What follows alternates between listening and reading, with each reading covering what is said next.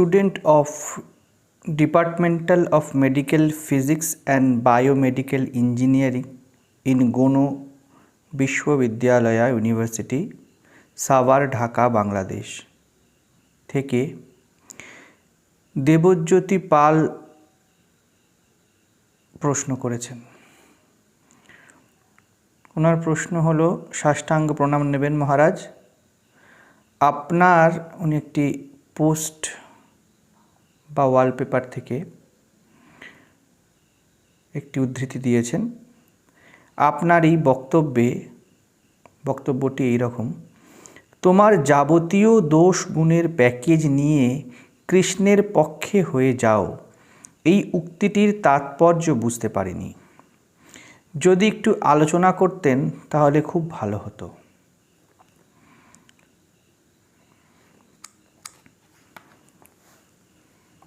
দেখো,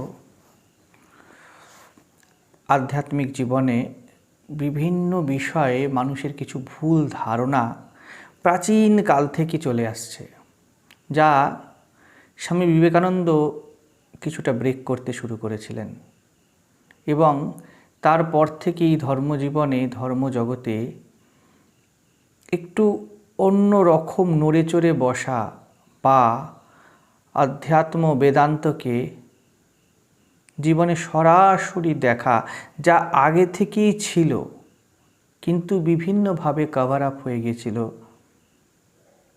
যা উপনিষদের ঋষিরা খুব গভীর মনের ভিতরে, গভীর মনের কোণায় গিয়ে নিজেদের সাথে বসে আবিষ্কার করেছিলেন, যা অতি অতি অতি বাস্তবধর্মী ছিল, তা কালের নিয়মে বারবার হারিয়েছে এবং বহু মহাপুরুষেরা এসে সেটাকে আবার নিজেদের মতো সংস্থাপিত করে গিয়েছিলেন। স্বামী বিবেকানন্দ এই উপনিষদের যে বাস্তবিক দিক,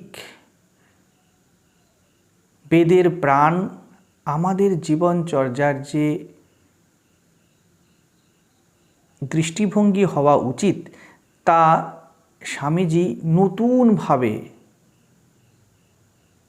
আমাদের সামনে, ঠিক নতুনভাবে বললেও বলা ভুল হবে, যা মানুষের মনের এবং অজ্ঞানতার ধুলোতে ঢাকা ছিল, তিনি যেন একটু ধুলোটা ঝেড়ে দিয়ে গেলেন।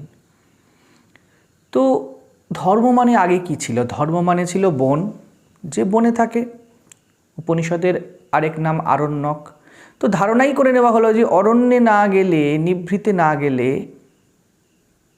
সেই মাখন বের করা যায় না। অবশ্যই সাধনের পক্ষে সেটা প্রয়োজনীয়, তবে অরণ্যের বনের বেদান্ত বনেই থেকে গেল। অধ্যাত্ম মানে কি দাঁড়িয়ে গেল? অধ্যাত্ম মানে দাঁড়িয়ে গেল যা বনে তা অধ্যাত্ম, যা ঘর বাড়িতে চারিদিকে সমাজে তা জাগতিকতা।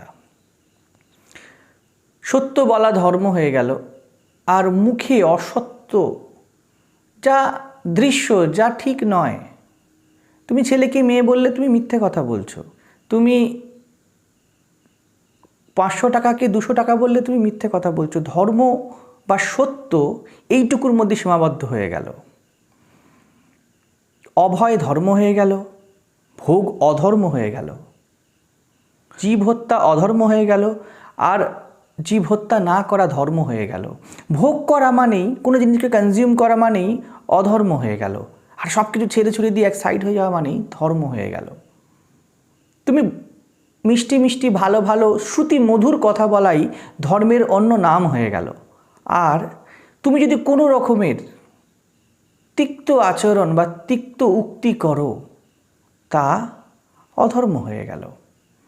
তো এটা আজও চলছে, কিন্তু এই কথাগুলো ঠিক ঠিক খাটে নীতির ক্ষেত্রে। নৈতিক জীবনযাপন করা, কিছু সিদ্ধান্তকে মেনে চলা,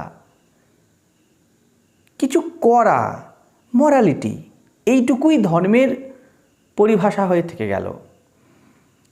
কারণ এই মরালিটি সমাজ জীবনে কাজে লাগে, আমাদের সঙ্গবদ্ধ হয়ে থাকতে কাজে লাগে। আমাদের মাত্র যেমন পশুরা থাকে, যেমন ভেড়া একসাথে থাকে, যেমন বনে হরিণ একটা পালে চলে, তো ওই রকম থাকার জন্যই মিষ্টি কথা বলা, তারপরে অন্যকে না ঠকানো ইত্যাদি ইত্যাদি যে কথাগুলো, এইগুলি সমাজের উপরি উপরি প্রয়োজন মেটাতে শুরু করলো, এবং এখনও অনেকটাই তাই চলছে। অধ্যাত্ম এর মধ্যে কোথাও নেই। অধ্যাত্ম কোথায় যেন এর মধ্যে কভার আপ হয়ে গেল। সমাজ জীবনে মরালিটি কাজে লাগে, কিন্তু আধ্যাত্মিক জীবনে এর দাম খুব সামান্য, 2-5 টাকার, এর বেশি নয়। তো অধ্যাত্ম কর্ম নিয়ে কথা বলে না, অধ্যাত্ম কর্তা নিয়ে কথা বলে। জগৎ কর্ম বিষয়ে কথা বলবে, বিজ্ঞান দৃশ্য বিষয়ে কথা বলবে, অধ্যাত্ম কর্তা নিয়ে কথা বলবে, অধ্যাত্ম সাবজেক্টিভ কথা বলবে, আর নৈতিকতা সবসময় অবজেক্টিভ কথা বলবে। তার পিছনে যে ফিলোসফি দাঁড়িয়ে আছে তা সাবজেক্টিভ, কিন্তু নৈতিকতা চলছে কি করছো তার উপর ভিত্তি করে। তো আমি এটা আগেও বলেছি, দুইয়ে দুইয়ে যদি তুমি বলো 4 তুমি সত্য কথা বলছো, আর তুমি যদি বলো দুইয়ে দুইয়ে 5 বা 6 তুমি মিথ্যা কথা বলছো। এটা জাগতিক পরিভাষা, এটা নৈতিক পরিভাষা, কিন্তু আধ্যাত্মে তা নয়। তুমি দুইয়ে দুইয়ে 4 বলতে পারো, কিন্তু যদি সেটা 2+2 4টে বোম বাঁধা হয় কোথাও ব্লাস্ট করার জন্য, তোমাকে সৎ মানুষ বলা যাবে না। এই জিনিসটা আমরা ভুলে যাই। এর ফলে কি হয়, মানব জীবনে বিভিন্ন অন্ধবিশ্বাস এসে গেছে, বিভিন্ন ভণ্ডামি এসে গেছে, বিভিন্ন জালিয়াতি এসে গেছে, মুখে এক মনে এক, এইগুলো প্রবেশ করে।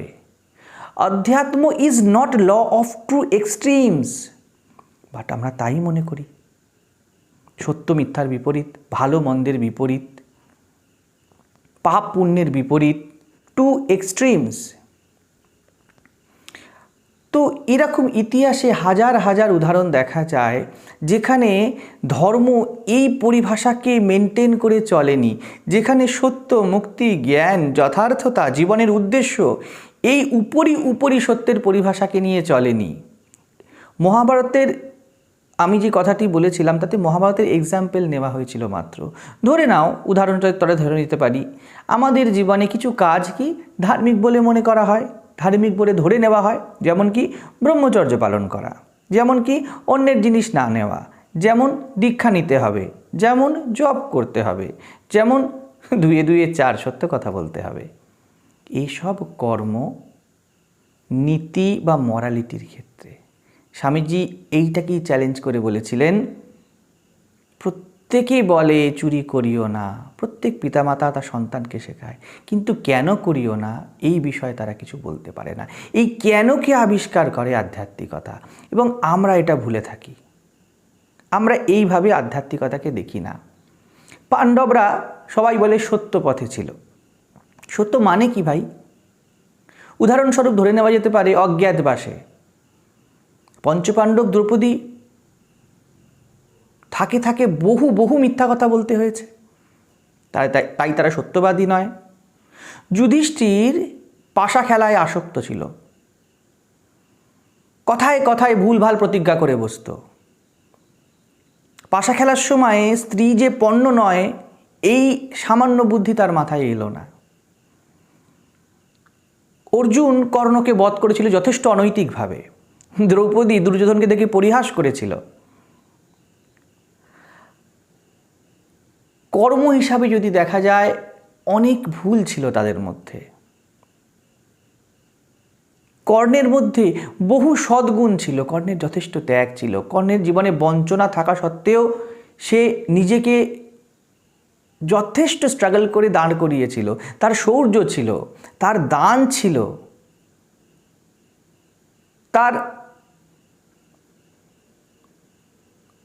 প্রতিজ্ঞা রক্ষার ক্ষমতা ছিল, তার পরাক্রম ছিল। দুর্যোধনেরও দেখা যাবে কিছু কিছু সদ্গুণ ছিল। যেমন যখন শেষ সময় যুধিষ্ঠির তো নিজের ভুল ডিসিশনের ভিত্তিতে বলে দিল শেষ সময় দুর্যোধন, আমাদের ভাইদের মধ্যে এই পাঁচজনের মধ্যে যাকে তুমি হারিয়ে দেবে এবং যেই অস্ত্রে তুমি হারিয়ে দেবে, আমরা হার স্বীকার করে নেব। কিন্তু দুর্যোধনের মধ্যে অনিষ্টি কিছুটা ছিল। সে বলল, না, যে আমার সমসাময়িক নয়, আমি এই ক্ষেত্রে অন্তত যুদ্ধের নিয়ম মানব। যে আমার ইকুইভ্যালেন্ট নয় তার সাথে আমি যুদ্ধ করব না। সেই সময় যদি নকুল বা সহদেবের সাথে গদাযুদ্ধ হতো, তাহলে আজ পাণ্ডবরা হয়তো জয়ী হতো না। শ্রীকৃষ্ণকে ইটসেলফ দেখে নাও, যদি কর্ম ভিত্তি হয় আধ্যাত্মিকতার, তাহলে শ্রীকৃষ্ণ বহু বহু ভুল করেছিলেন। শ্রীকৃষ্ণের ভীষ্মবধ দেখে নাও, প্রথমত তিনি সারথি ছিলেন, তারপরে প্রতিজ্ঞা করেছিলেন, তারপরে ভীষ্মের সাথে তার পিতামহের একটা সম্পর্ক ছিল, রথের চাকা তুলে যুদ্ধ করতে চলে গেলেন। এগুলো ভুল ছিল। আরও কত ভুল ছিল। শ্রীকৃষ্ণ দুর্যোধনকে ভুল বোঝালেন, প্রতারণা করলেন, বারবার অর্জুনকে কর্ণকে বধ করার জন্য প্রভোগ করলেন, অশ্বত্থামা হত বললেন, সময়ের পূর্বে সূর্যকে আড়াল করে একটা মায়াজাল রচনা করলেন, আগে যদি দেখো বস্ত্রহরণ করলেন, মামা কংসকে হত্যা করলেন। কর্ম হিসাবে একটিকেও জাস্টিফাই করা যায় না। রামচন্দ্র কি করলেন? গোপনে বালিকে বধ করলেন। আর কি করলেন? সীতা, যিনি গর্ভবতী ছিলেন, তাকে ত্যাগ করলেন। তো এগুলো সব কর্ম, কিন্তু এই ভিত্তি অধ্যাত্ম দেখে না। নাসিগো ব্রাহ্মণ হত্যা করি ভূর্ণ, সুরাপান আদি বিনাশী নারী, এসব পাতক না ভাবি তিলেক, ব্রহ্মপদ নিতে পারি। তাহলে এগুলোই তো আমাদের দোষগুণের প্যাকেজ, দোষেরই প্যাকেজ ধরে নাও। ব্রাহ্মণ হত্যা করা, তবু আমি ব্রহ্মপদ নিতে পারি। কি বলতে চাইছে? দৃশ্য বিষয়ে জগৎ কথা বলবে, বিজ্ঞান কথা বলবে, যা দেখছি, যা কর্ম, যা ঘটিত হচ্ছে, যা সংঘটিত হচ্ছে, তাই তো কর্ম। আর অধ্যাত্ম কথা বলবে দ্রষ্টা বিষয়। দ্রষ্টার চোখে কি আছে? দ্রষ্টার চোখে অজ্ঞানের আবরণ নেই তো। দ্রষ্টা যেই জিনিসকে যেইভাবে দেখার সেইভাবে দেখছে তো। দ্রষ্টা যে আছে সে অজ্ঞান মোহ থেকে মুক্ত তো। দ্রষ্টার মানসিকতার মধ্যে ক্রূরতা, নিষ্ঠুরতা, হিংসা, ভয় এগুলো নেই তো। এইটা দেখে আধ্যাত্ম। কোনো সময় মিথ্যে কথা বলা মিথ্যা, সব সময় মিথ্যা, কিন্তু যদি কোনো সৎ উদ্দেশ্যে কারো প্রাণ বাঁচানোর জন্য এই মিথ্যা বলা হয়, তো ভেদ কোথায় হচ্ছে? একজন আমাকে বলছে এসে, আমি একজন মেয়েকে খুব ভালোবাসি, বছর 20-21 ছেলে হবে, বিয়ে করেনি, বলছে মহারাজ আমি আধ্যাত্মিক জীবনও চাই, তো আমি কি বিয়ে করব? আমি বললাম, দেখো, ঋষিরা তো সবাই বিয়ে করেছিল, বেশিরভাগ। রামচন্দ্র বিয়ে করেছিলেন, আমাদের ঠাকুর শ্রীরামকৃষ্ণ বিয়ে করেছিলেন, শ্রীকৃষ্ণ তো কত বিয়ে করেছিলেন, সে একটা আলাদাই কথা। আবার এমনও আছে কেউ কেউ বিবাহ করেনি, এমন এক্সেপশনও আছেন। শঙ্কর বিয়ে করেননি, সন্ন্যাস নিয়েছিলেন স্বামীজি। যেমন এই দিকে কিছু এক্সাম্পলস আছে, তেমন ওই দিকেও বোথ সাইডে এক্সাম্পলস আছে।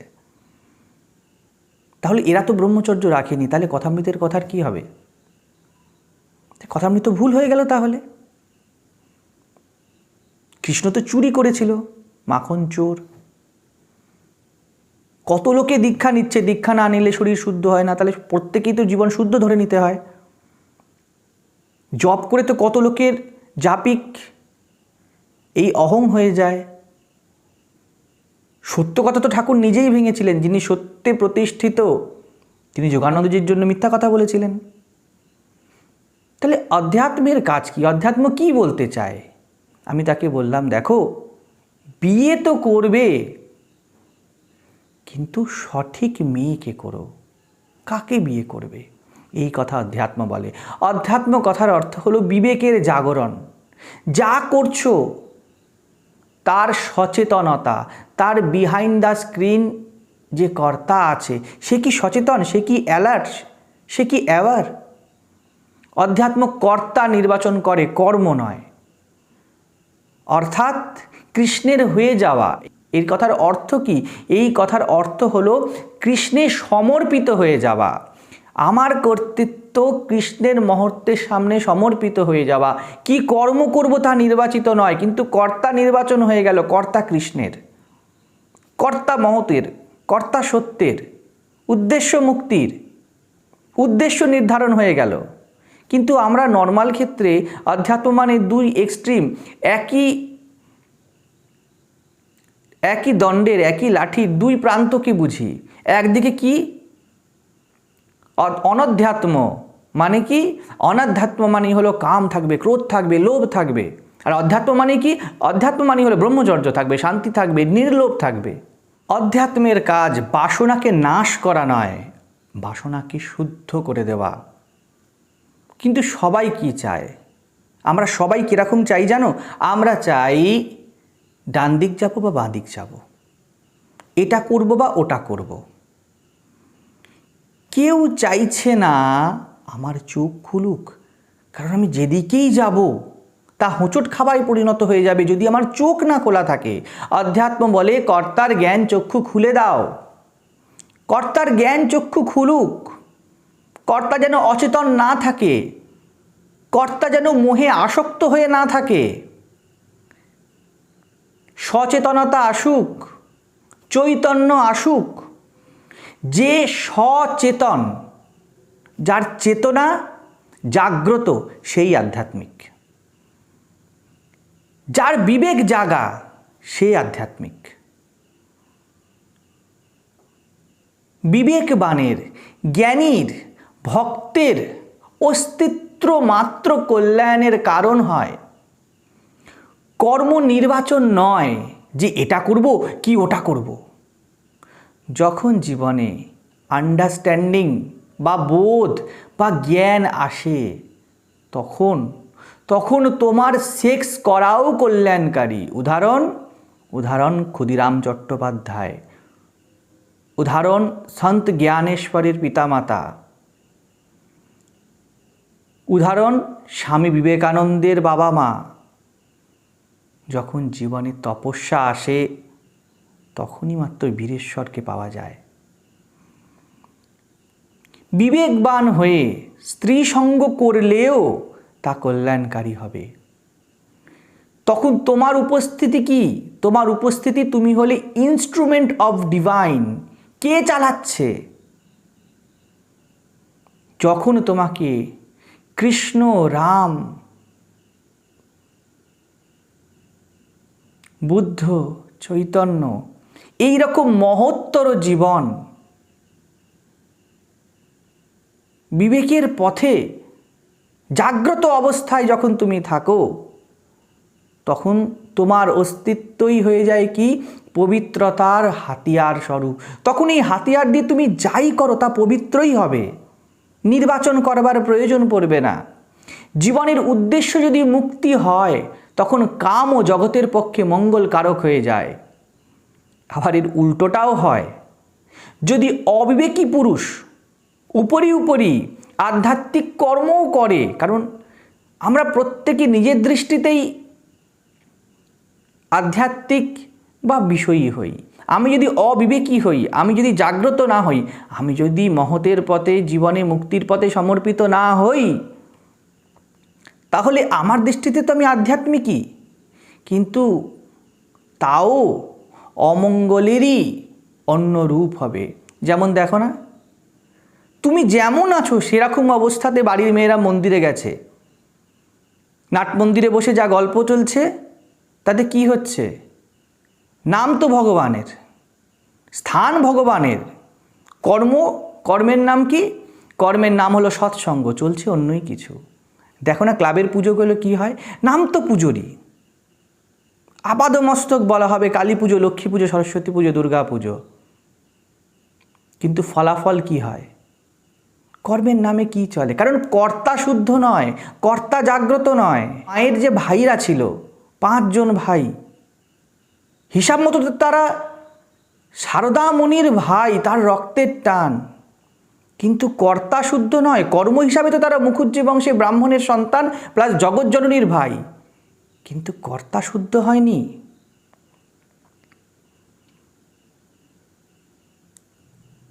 এমন কেউ মানুষ যে অবিবেকী, যে অসচেতন, সে যদি মিষ্টি কথাও বলে, আধ্যাত্মিক কথাও বলে, সাবধান হয়ে যেও। আবার কেউ যদি জাগ্রত থাকে আর দিনরাত যদি তোমাকে বকাঝকাও করে, তিরস্কারও করে, জেনে রেখো তাতে মঙ্গল তোমার বাঁধা। স্ত্রী হলে কি হয়, সর্বনাশ না অন্য কিছু, তা তো জগতে দেখছই। কিন্তু যদি কৃষ্ণের স্ত্রী হয়ে যাওয়া যায়, যদি মীরা হয়ে যাওয়া যায়, যদি রামকৃষ্ণের স্ত্রী হওয়া যায়, যদি বুদ্ধের স্ত্রী হওয়া যায়, তখন অধ্যাত্ম এই কর্তা নিয়ে কথা বলে। আমরা চৈতন্য চাই না, বাট আমরা চাই যেন আমাদের বাসনা নাশ হোক। এই চাওয়াটাই ভুল। চেতনা লাভ করো, হুঁশে এসো, এসে যদি প্রাণ রক্ষা করো তুমি বুদ্ধ হয়ে যাবে। আবার যদি প্রাণ নাশও করো রাম হয়ে যাবে। চেতনা নিয়ে যদি বিয়ে করো তো রামকৃষ্ণ হয়ে যাবে, আর চেতনা নিয়ে যদি বিয়ে নাই করো বিবেকানন্দ হয়ে যাবে। কাউকে ছুঁয়ে দাও, যদি চেতনা নিয়ে কাউকে ছুঁয়ে দাও কৃষ্ণ হয়ে যাবে। আর চেতনা নিয়ে কাউকে ছুঁয়ো না, শঙ্কর হয়ে যাবে।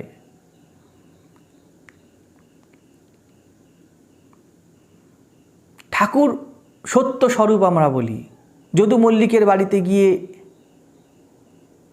তিনি পা ঢুকিয়ে দিয়ে এসেছিলেন রাত্রিবেলায়, যাতে একটু সামান্য মিথ্যে কথা না হয়ে যায়। আবার সেই ঠাকুরই যোগানন্দজির জন্য মিথ্যা কথা বলেছিলেন। এই দুটোই ভ্যালিড যদি তোমার কর্তা রামকৃষ্ণ হয়। জীবনে আগে উদ্দেশ্য, কর্তা, অহং নির্বাচিত হবে, তা মহতে সমর্পিত হবে। তখন কর্তব্য কি তা অটোমেটিক ডিসাইডেড হবে। আর যদি কর্তা চৈতন্য মহৎ বিবেকে সমর্পিত হয়, তার সব কর্ম শুভ কর্ম। মেন হলো যে করছে সে হুঁশে আছে না বেহুশ আছে, এটা নয় যে কি করছে। রাম কি বিনা ক্রোধে রাবণকে বধ করেছিল? কৃষ্ণ কি ক্রোধ ছাড়াই কংস আর ভীষ্মর দিকে তেড়ে গিয়েছিল? কেন বলো ক্রোধ খারাপ? যখন মর্যাদা আর ধর্ম প্রতিষ্ঠা জীবনের সেন্টার, তখন বালি বধ বৈধ, রাবণ হত্যা বৈধ, সীতা ত্যাগও বৈধ। সব মঙ্গলকারী, কোনো না কোনোভাবে জগতের মঙ্গলের কারণ হয়ে যাবে। সীতা ত্যাগ না হলে হয়তো রামায়ণ রচনা হতো না। যখন ধর্ম প্রতিষ্ঠা, ধর্মের সংস্থাপনা উদ্দেশ্য হয়, কর্তা যখন ধর্মের জন্য সমর্পিত হয়, তখন কি পাণ্ডব কি কর্ণ নো ম্যাটার। পাণ্ডবরা কৃষ্ণের হয়ে যাওয়া মানে, পাণ্ডবরা কৃষ্ণের হয়ে যাওয়া কথার অর্থ হলো সত্যের পূর্ণের ইনস্ট্রুমেন্ট হয়ে যাওয়া। যার জীবন সত্যে উৎসর্গ হবে তার সব ঠিক ভুল ভগবানের নৈবেদ্য হয়ে যাবে। কৃষ্ণ এখানে পূর্ণত্ব, মুক্তি আর জ্ঞানের স্বরূপ। অধ্যাত্ম কাম নাশ করে না, অধ্যাত্ম কামের সম্যক ব্যবহার শেখায়। অধ্যাত্ম ক্রোধ নাশ করে না, ক্রোধের সাথে মঙ্গল সংযুক্ত করে। এখন ক্রোধ এলেও তা সত্যের পক্ষেই হবে। সেই অর্থে আমাদের বাবা মা, জগতের যত রিলেশন আছে, দেখো আমাদেরকে যেই যেই কারণে ভালোবাসে, গুরু ঠিক সেই কারণে আমাদেরকে ভৎসনা করে, আমাদেরকে তিরস্কার করে, পুরো আচরণে বিপরীত। যদি বন্ধনের পথে প্রেমও হয় তা বিষ, আর যদি মুক্তির পথে মারও হয় তা অমৃত। বাট আমাদের মেন্টাল পিকচার তো সম্পূর্ণ অদ্ভুত এবং ভিন্ন ধরনের। আমরা আধ্যাত্মিক পার্সন কাকে মনে করি? তার কোনো ক্রোধ থাকবে না, তার কোনো দেহভাব থাকবে না, সে তো শুধু হরিওম হরিওম তৎসৎ বলবে। আর যদি তা করে তাহলে সে আধ্যাত্মিক নয়। এর ফলাফল কি হয়? এর ফলাফল হয় ভণ্ডামি। যারা আধ্যাত্মিক, যার নিজেকে আধ্যাত্মিক বলে প্রমাণ করতে হবে, সে সবাইকে কি দেখাবে? আমি শান্ত, আমি মৌন, আমি স্ত্রী সঙ্গে যাই না, আমি কিছু চাই না, আমি পদ চাই না। তবেই তো আমরা বলবো হ্যাঁ এই মানুষ হলো ঠিক আধ্যাত্মিক মানুষ। বাট এটা তো ভাবো, অর্থের সদ উপযোগ কখন ঘটে, কার হাতে ঘটে? আধ্যাত্মিক মানুষের হাতে না জাগতিক মানুষের হাতে? উচ্চ পদে কোন মানুষ বসলে সমাজের উন্নতি হয়, আধ্যাত্মিক মানুষ না জাগতিক মানুষ? আজকে আমাদের এরকম বিপরীত চিত্রের কারণেই এই চারিদিকে এই ভয়ঙ্কর অবক্ষয়। আমাদের মানসিক চিত্র তো সম্পূর্ণ বিপরীত। আমরা বলি ছি ছি ছি ছি, টাকা, আসন, ক্রোধ, কাম এইসব চাইছে, এই আধ্যাত্মিক কী করে হবে? কর্তা যদি আধ্যাত্মিক হয়, অর্থ শুভ হয়। রাম রাজা ছিলেন। কর্তা যদি আধ্যাত্মিক হয়, গদি পবিত্র হয়, যেমন জনক। কর্তা যদি আধ্যাত্মিক হয় তাহলে ক্রোধও পবিত্র হয়, যেমন কুরুক্ষেত্রের শ্রীকৃষ্ণ। কর্তা যদি আধ্যাত্মিক হয় তবে কাম পর্যন্ত বৈধ হয়, যেমন বৃন্দাবনের রাসবিহারী। আবার কর্তা যদি আধ্যাত্মিক হয় উল্টো দিকে ত্যাগও শুভ হয়, যেমন বুদ্ধদেব, শ্রীরামকৃষ্ণ। বিদ্যাও শুভ হয়, যেমন বিবেকানন্দ। আবার মূর্খতাও শুভ হয়, যেমন অদ্ভুতানন্দ। আধ্যাত্মিক হয়ে গর্ভধারণ শুভ হবে, যেমন যেমন চন্দ্রমণি, যেমন শ্যামাসুন্দরী। আর গর্ভহীনতাও শুভ হবে যদি সে সারদা হতে পারে। অধ্যাত্মের কাজ বিকার চলে যাবে তা নয়, অধ্যাত্মের কাজ তোমার বিকারে মঙ্গলকে সংযুক্ত করা। অধ্যাত্ম মানে কোনো বিশেষ দিকে চলা, কোনো বিশেষ কাজ করা নয়, নিজেকে নির্বিশেষ করা, নির্বিশেষ হয়ে যাওয়া। আত্মা তো নির্বিশেষ, সে যেদিকে যাবে, সে যেদিকে যাবে মঙ্গল, যা করবে তাতে মঙ্গল। যদি করে মঙ্গল, না করে মঙ্গল। যা ভাববে তাতে মঙ্গল, যদি কল্পনা রহিত হয়ে যায় তাতেও মঙ্গল। যা বলবে, যদি বলে তবেও মঙ্গল, যদি সে কিছু না বলে তবুও সব তার মঙ্গল হবে। তার অস্তিত্বই মঙ্গলের নিদান স্বরূপ হয়ে যাবে। এটাই স্বামীজি বলেছেন, ফার্স্ট বি দেন মেক। যদি তুমি মঙ্গল, শুভ, তুমি যদি মঙ্গল স্বরূপ হয়ে যাও, তুমি শুভ স্বরূপ হয়ে যাও, জ্ঞান বোধ স্বরূপ হয়ে যাও, যা করবে তাই আলোর পথ হবে, যা ভাববে তা জ্যোতির্ময় হবে, যা বলবে তা উপদেশ হয়ে যাবে। যদি গদাধর সরে যায়, যদি গদাধর সরে গিয়ে রামকৃষ্ণ হয়, কথামৃত আসবেই। যদি নরেন সরে গিয়ে বিবেকানন্দ হয়, রামকৃষ্ণ মিশন আসবেই। যদি বাসুদেব মরে গিয়ে কৃষ্ণের উদ্ভব হয়, তাহলে ভগবদ্গীতা হওয়া নিশ্চিত। ক্ষুদ্র ব্যক্তিত্বের মহতে আহুতিকেই বলা হয় অধ্যাত্ম। অধ্যাত্ম অতি অতি অতি প্র্যাকটিক্যাল। এই নয় যে আধ্যাত্মিক পথে চলেছি বলে আমি জামা কাপড় পরবো না, আমি জামা কাপড় পরবো। কোন জামা কাপড় পরবো, কোথায় ও কেন পরবো, এই জ্ঞান আমায় অধ্যাত্ম দেবে। আমি সিনেমা দেখবো না তা নয়, আমি কি ধরনের সিনেমা দেখব এটা অধ্যাত্ম বলবে। আমি টাকা রোজগার করব না এটা নয়, কতটা টাকা রোজগার করব এবং সর্বোপরি ওই টাকা কিসে খরচ করব তা অধ্যাত্ম বলবে। আমি মেয়েদের সাথে মিশবো না তা নয়, কোন মেয়ের সাথে এবং কেমনভাবে মিশবো তা অধ্যাত্ম বলবে। আমি মোবাইল ফোন ইউজ করব না তা নয়, আমি কি জন্য এবং কিভাবে ইউজ করব তা অধ্যাত্ম বলবে। আমি ইউটিউব চালাবো না তা নয়, আমি ইউটিউবে কি দেখব তা অধ্যাত্ম বলবে। আমি ভালো খাবো না তা নয়, খেয়ে সেই এনার্জির কি করে সৎ ব্যবহার এবং সর্বোৎকৃষ্ট ব্যবহার করে জীবন উন্নত করব তা অধ্যাত্ম বলবে। আমি বন্ধু করব না, আমি আত্মীয় পাতাবো না তা নয়, কাকে বন্ধু করব তা অধ্যাত্ম বলবে। আমি স্কুটি বা BMW কিনবো না, চালাবো না তা নয়, আমার গন্তব্য কোথায় হবে তা অধ্যাত্ম বলবে। কর্তা বদলালে কর্ম বদলাবে। কেন এ কথা আমি বারবার বলছি, ঘুরে ফিরিয়ে বলছি? কারণ বহু ভুল ধারণা অনেক আগে থেকেই আমাদের মনে দৃঢ় বাসা করে ফেলেছে।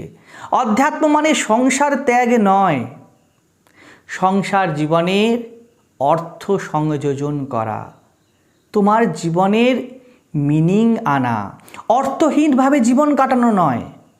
জীবনকে অর্থবহ, জীবনকে যথার্থ অর্থবহ করার নামই আধ্যাত্মিকতা। বিবেক মানে কি? বিবেক মানে তোমার যথার্থ এবং সর্বোচ্চ প্রয়োজন কি তা দেখা। যা প্রয়োজন জীবনে আনো, যা অপ্রয়োজন তা ছেঁটে ফেলো। এই তো অধ্যাত্ম। সংসার তো অলরেডি বরবাদ হয়েই আছে, তোমাকে বরবাদ করেই রেখেছে। এই বরবাদ জীবনকে রিপেয়ার করার নাম অধ্যাত্ম। রিপেয়ার করতে হলে কি হবে? কিছু ফেলতে হবে, কিছু অ্যাডিশন করতে হবে, কিছু জিনিসকে আবার অচল থেকে সচল করতে হবে, কিছু জিনিসের ক্রিয়াশক্তি বা গতিশক্তি বাড়াতে হবে। ধরো তোমার কাছে একটা পুরনো সাইকেল আছে, তার মধ্যে বল বিয়ারিং আছে, স্পোক আছে, বেল আছে, টায়ার টিউব আছে, হতে পারে এগুলোকে বদলাতে হবে বা পুরনোগুলোকে ফেলে দিয়ে নতুন আনতে হবে, একটা নতুন ব্রেক শু লাগাতে হবে, বেলের স্প্রিংটা হয়তো নতুন দিতে হবে। কিন্তু উদ্দেশ্য কি? যদি তোমার জীবনের সাইকেলটা স্মুথ পথে চলে এবং সঠিক গন্তব্যে কিভাবে পৌঁছাবে, তার জন্য সাইকেলটিকে কতখানি কার্যক্ষম হতে হবে, এটা ঠিক করবে অধ্যাত্ম।